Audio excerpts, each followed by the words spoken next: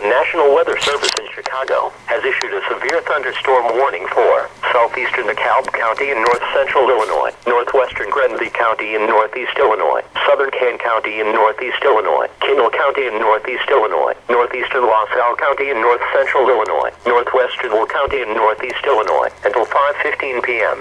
At 4:14 p.m., a severe thunderstorm was located near Seneca and moving northeast at 45 miles per hour. Hazard, half-dollar size hail and 60 miles per hour wind gusts. Source, radar indicated. Impact, hail damage to vehicles and crops is expected. Expect wind damage to roofs, siding and trees.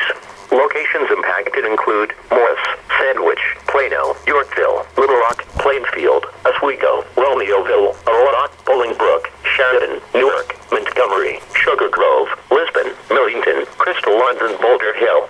Other locations affected: Aurora University, Jeb Herdwood State Park, Grenville County Speedway, Fairgrounds, Illinois Math and Science Academy, Illini State Park, Sandwich Fairgrounds. For your protection, move to an interior room on the lowest floor of the building.